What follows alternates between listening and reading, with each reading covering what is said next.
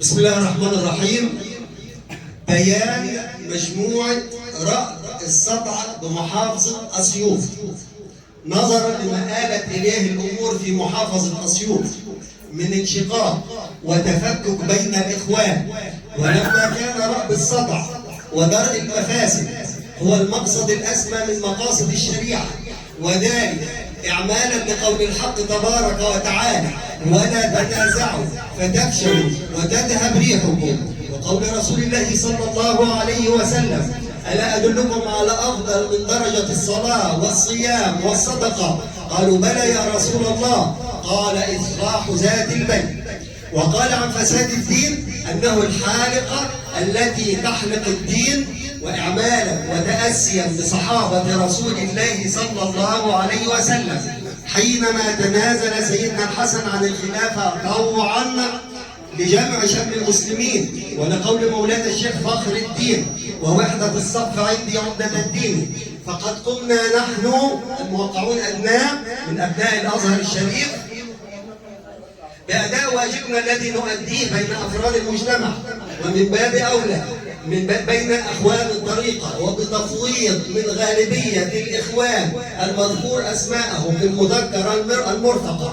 وقد استحثونا على التدخل لجمع الشمل، فكان اجتماع المجموعة بالإخوة حكماء الطريقة من كبار السن، وتم الاتفاق على الآتي بعد الرجوع لكتاب الله ولسنة رسول الله وفعل الصحابة، وأقوال مولانا الشيخ فخر الدين ومولانا الشيخ إبراهيم ومولانا الشيخ محمد الشيخ إبراهيم الشيخ محمد عثمان عبد البرهاني.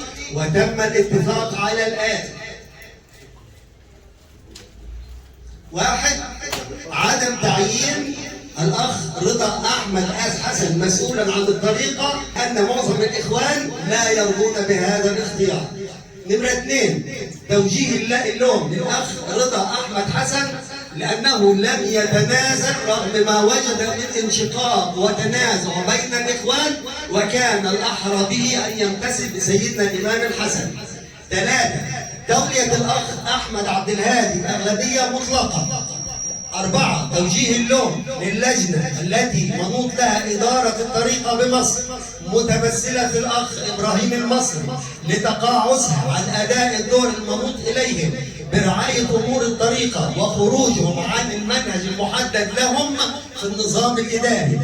توجيه اللوم للأخ محمد السيد ممثل مكتب الشيخ مولانا الشيخ محمد عثمان عبد البرهاني، وذلك لتقصيره في مقابلة إخوان أسيوط وإصراره على لقائهم في محطة مترو.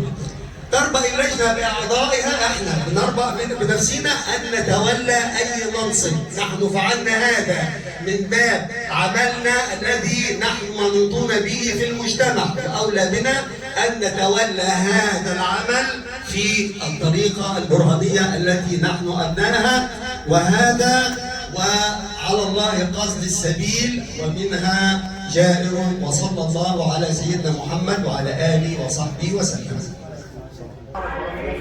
كرم للاستقبال، ربنا يبارك فيكم جدا، بما انكم يعني ارتضيتم وحكمتم ودخلتم بان يعني انتم يعني اعلم المثل المجد اعلم من شعابها. ايوه اعلم. فبعدين طبعا كان اديله الميكروفون يا شيخ حسن من فضلك يا عم الشيخ.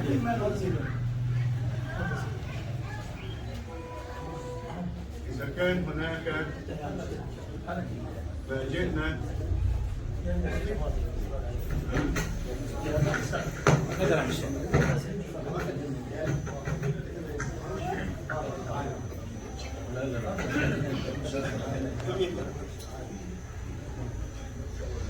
فاحنا يا اخوانا ربنا يبارك فيكم. ويعني محافظه اسيوط، كنت بتكلم مع اخونا احمد عبد الهادي واحنا فوق من 74 جيش لفخر الدين في اسيوط هنا، ويمكن سادتنا العلماء كانوا في استقبال مولانا الشيخ فخر الدين.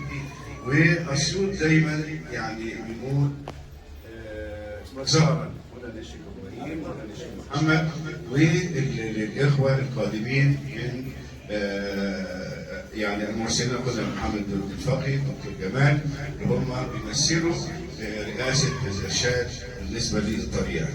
وفي الآخر أنتم أدرى، وربنا يبارك فيكم وجه النبي. المهم جمع الشمل زي ما قال شيخنا، المهم جمع الشمل بس. خلاص لو سمحتوا انا عايز اعرف الغالبيه موافقه على الكلام اللي انا قلته ولا لا؟